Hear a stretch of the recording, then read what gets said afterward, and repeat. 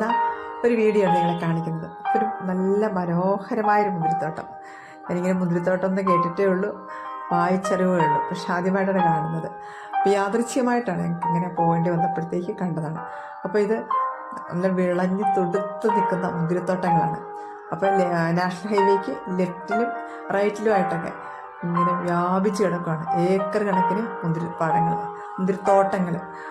അപ്പോൾ ഇത് കറക്റ്റായിട്ട് പറഞ്ഞാൽ ഇത് നമ്മുടെ കുമളിക്കടുത്ത് തേനി എന്ന് പറയുന്ന തമിഴ്നാടിൻ്റെ ഒരു ജില്ലയുണ്ടല്ലോ, തേനിയിൽ കമ്പം എന്ന് പറയുന്ന സ്ഥലമുണ്ട്. കമ്പത്ത്, അതായത് കുമളിയിൽ നിന്ന് 15 കിലോമീറ്ററോളം ഏകദേശം ദൂരമേ ഉള്ളൂ. അപ്പോൾ ആ കമ്പത്താണ് ഈ മുന്തിരിത്തോട്ടം.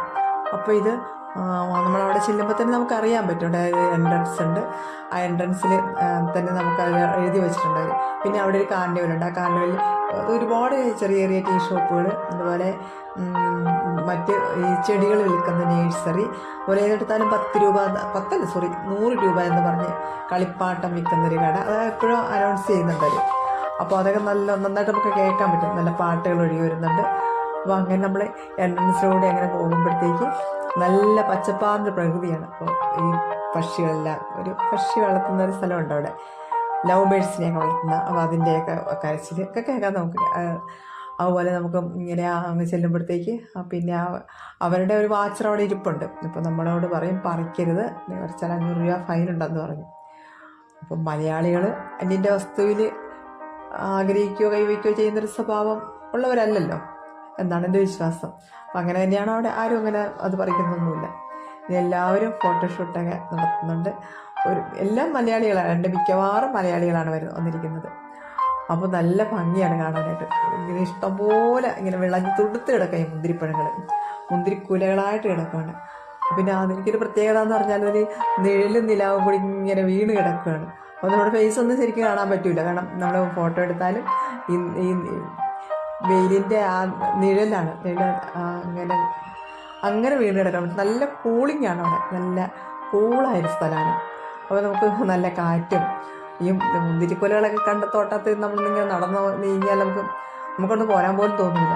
പിന്നെ കരിക്കൊക്കെ വിൽക്കുന്നൊരു ചെറിയ ഷോപ്പുണ്ട്, അതുപോലെ ടീ ഷോപ്പൊക്കെ നമുക്ക് കിട്ടും. ടീ ഷോപ്പ് നമുക്ക് ചായ കിട്ടും. അപ്പോൾ അങ്ങനെ നമുക്ക് ഒരുപാട് ഫെസിലിറ്റീസൊക്കെ ഉണ്ട്. പിന്നെ അവരുടെ ഉദ്ദേശം തന്നെ സെയിലായിരിക്കുമല്ലോ, അല്ലെ നമുക്ക് ഫ്രീ ആയിട്ട് നമ്മളവിടെ നമുക്ക് ഫീ ഒന്നുമില്ല. അപ്പോൾ പിന്നെ ഇത് കൊടുക്കുന്നുണ്ട് എന്ന് പറയുന്നത്, ഈ മുന്തിരിങ്ങ കൊടുക്കുന്നുണ്ട്. അത് കിലോയ്ക്ക് 60 രൂപയാണ്. അങ്ങനെ 5 കിലോയിൽ കുറഞ്ഞവർ കൊടുക്കുന്നില്ല. അപ്പോൾ അത്ര നമുക്ക് ആവശ്യമില്ലല്ലോ, അതുകൊണ്ട് അങ്ങനെ ആരും വാങ്ങിക്കുന്നില്ല. പിന്നെ ഫ്രഷ് ജ്യൂസ് ഉണ്ട് ഇതിൻ്റെ, അത് നമുക്ക് കിട്ടും. കുടിച്ചവരാരോ പറഞ്ഞു അതിന് പുളിപ്പാണെന്ന്, പഞ്ചസാര കൂട്ടിയിട്ടാൽ മതിയല്ലോ.